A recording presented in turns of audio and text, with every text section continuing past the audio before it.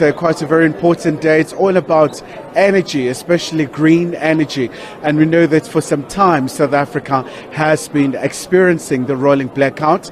But a man who's really facing a very monumental task is the Minister in the Presidency for Electricity, Dr. Ramokgopa. So, Minister, we see you that you're counting on the BRICS partner to make sure that you're able to deal with this issue.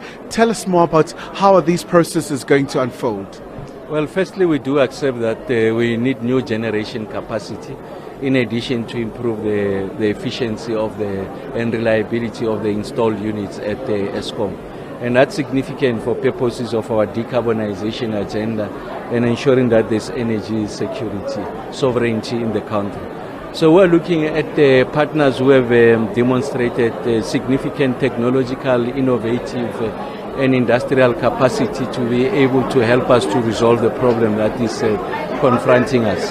And of course, China has brought about 24 entities that are in the renewable energy space, stretching from generation, battery storage, solar PV, manufacturing, transmission, who are here to have a conversation with some of the key players in the energy ecosystem in the country. And we think that we must be very close to the conversation, and in fact not just close but help to direct the conversation, because there's an urgent situation, a crisis that is confronting us. See how best they can contribute toward its resolution, of course working with South African partners, but over a period of time help us with two things, the decarbonization agenda and also issues of energy sovereignty. So that's what the conversation is about, and hopefully coming out of this we'll find more tangible solutions on how best they can contribute towards the resolution of the energy crisis that's confronting us.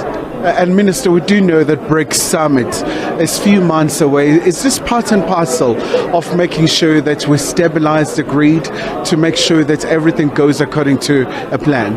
Oh yes, I mean we're doing everything first to stabilize, to ensure that's additional generation, and to your point, yes, to stabilize the grid and ensure that no one experiences energy famine. We're able to continue the program of expanding people's access to the grid, ensure that our ambitions of universal access get to be achieved, but also to help the South African economy to recover, industry, small business, township enterprises to have a reliable and quality supply of electricity going forward. So these kind of platforms are useful in that they are more meaningful, concrete, tangible, and are able to contribute towards an accelerated resolution of the crisis that's confronting us.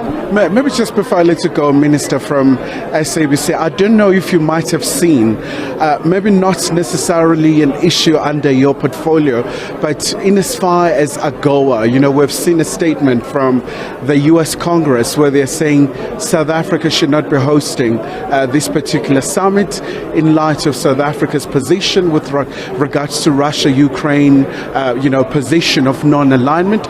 Do you know anything to that effect? Well, what I know is that when the president was hosting the president of Portugal, he did make the point. The president is a primary spokesperson on this matter. So I leave it to the president and those that have the mandate. Let me resolve the electricity. Let me have the lights on.